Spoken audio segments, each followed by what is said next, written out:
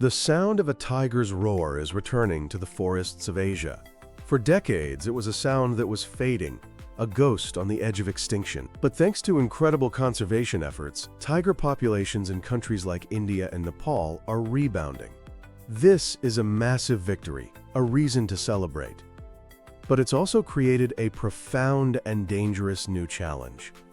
For the millions of people who live on the edge of these wild spaces, the return of the roar brings with it a tangible threat to their lives and their livelihoods. This is the paradox of success. As we save the tiger, the conflict between humans and these majestic predators is escalating. This isn't a simple story of predator versus prey. It's a story about a shrinking world, a struggle for resources, and the urgent search for a future where both tigers and humans can coexist. Welcome to G Fun Facts Online. Today we're diving deep into one of modern conservation's most complex issues: tiger-human conflict. At its very core, this conflict is a battle for space. Imagine the world as it was for the tiger, a vast territory stretching from the Caspian Sea to the islands of Indonesia. Now, picture that world shrinking by over 93%. That's the reality for tigers today. Their once sprawling homelands have been chopped up, paved over, and converted into farms and cities. Relentless deforestation and the construction of roads and dams have not just destroyed their habitat, but have sliced what remains into small, isolated islands of forest. For an animal that needs a huge amount of land to hunt and breed, this is devastating. It's like being told, you have to live your entire life inside a single room of your house. This fragmentation forces tigers, especially young males, looking for a territory of their own, to make a perilous journey. They have to leave the relative safety of protected parks and venture into landscapes dominated by humans, dramatically increasing the odds of a dangerous encounter. But it's not just a lack of space, it's also a lack of food. A healthy tiger needs a healthy population of prey like deer and wild boar. But the same pressures that have destroyed tiger habitats have also decimated their food supply. Poaching and competition with livestock have created what scientists call empty forests. They might look green and lush, but they lack the animal life needed to support an apex predator. When the natural pantry is bare, a hungry tiger will inevitably be drawn to the easiest meal available: domestic livestock. In some regions, cattle and goats can make up a huge portion of a tiger's diet. This leads to direct, often crippling, economic losses for local farmers and fuels a vicious cycle of conflict and resentment. The final piece of the puzzle is the paradox I mentioned earlier. Conservation has worked. In India, for example, home to over 70% of the world's wild tigers, the population is growing. But these successes have an unintended consequence. As tiger numbers rise within the fixed boundaries of parks and reserves, the population density increases. It gets crowded. This forces tigers, again mostly the young and ambitious ones, to disperse into the surrounding farmlands and villages. The result is a surge in human-tiger encounters. So what does this conflict actually look like on the ground? The consequences are severe for both sides. For the tigers, conflict with humans is often a death sentence. When a tiger kills a cow, or in the most tragic and rare cases, a person, the response from the community is understandably one of fear and anger. This can lead to retaliatory killings. Tigers are poisoned, shot, or caught in snares.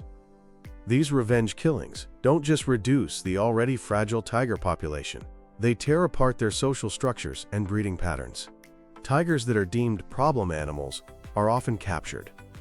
While some might be moved to another area, a process that isn't always successful, many end up spending the rest of their lives in a zoo or rescue center. Removed from the wild, they are a loss to the genetic diversity of the species. Perhaps the most damaging impact is how conflict erodes local support for conservation. When people see tigers only as a threat, their willingness to protect them disappears. For the people who live in these landscapes, the conflict is a daily reality of fear and loss. The most devastating consequence is, of course, the loss of human life. While attacks are relatively rare, they are horrific when they occur. In the vast mangrove forests of the Sundarbans, which span India and Bangladesh, dozens of people are killed by tigers each year. It's estimated that thousands have died in this region over the last few decades. Even non-fatal attacks leave victims with serious injuries and deep psychological trauma. Then there's the economic hardship. For a family that depends on farming and livestock, losing a single cow or goat can be an economic catastrophe, wiping out a huge percentage of their annual income. This economic vulnerability traps communities in poverty and breeds deep resentment towards the animals and the conservation efforts meant to protect them. Beyond the physical and financial toll, there is a profound social and psychological cost. In the Sundarbans, there's a cruel stigma attached to tiger attacks. Women whose husbands are killed by tigers are often ostracized, labeled tiger widows. They are blamed for their husband's death, barred from community events, and pushed even deeper into poverty and isolation. The constant, nagging fear of an encounter creates a pervasive anxiety that hangs over entire communities. This seems like an impossible problem. A zero-sum game where one side has to lose for the other to win. But across Asia, conservationists, scientists, and local communities are developing innovative and multifaceted solutions to turn conflict into coexistence.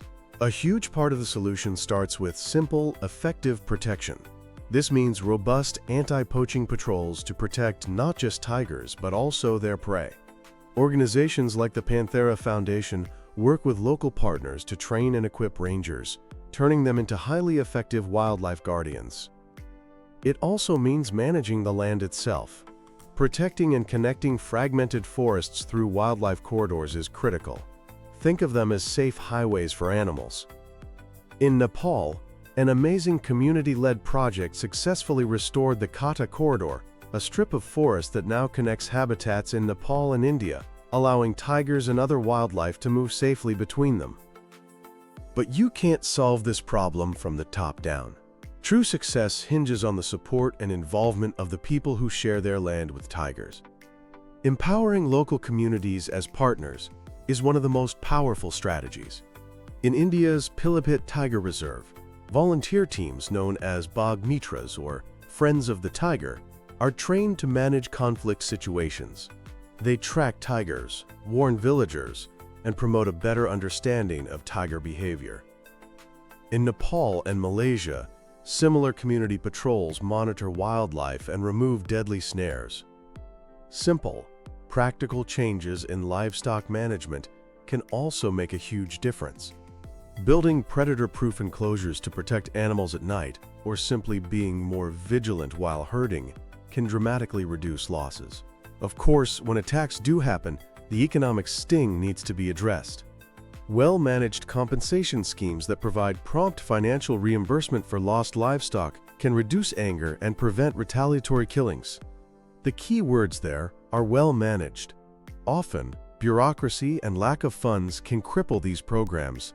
That's why some groups, like WWF India, have created interim relief schemes that provide immediate cash support to victims, helping to diffuse tension right after an incident. Another key strategy is providing alternative livelihoods. If people aren't solely dependent on forest resources, they are less likely to enter high-risk areas. Responsibly managed ecotourism can create jobs and give the community a direct economic stake in keeping tigers alive. In other areas, communities are getting training in skills like vermicomposting, carpet weaving, and honey cultivation, building a more diverse and resilient local economy. And this is where it gets really cool. Cutting-edge technology is revolutionizing how we manage this conflict. Scientists are placing GPS satellite collars on tigers to track their movements in real time. This data is gold. It helps identify conflict hotspots and can be used to send out early warnings to villages when a collared tiger is getting too close. Even more futuristic are AI-powered camera traps. Systems like TrailGuard A I use artificial intelligence to instantly identify a tiger or a poacher and send a real-time alert to rangers' phones. It's like having a 24/7 digital sentinel in the forest. Drones are also becoming a vital tool, used to survey vast, inaccessible areas, locate stray tigers, and even help guide them away from human settlements. And simple mobile apps are creating rapid communication networks, connecting villagers directly with forest officials for a faster, more coordinated response to any incident. The lessons learned vary across the tiger's range. India, with its famous Project Tiger launched in 1973, shows both incredible success and immense struggle. The Terai Arc landscape, a shared region between India and Nepal, is a model of international collaboration focusing on keeping forest corridors open.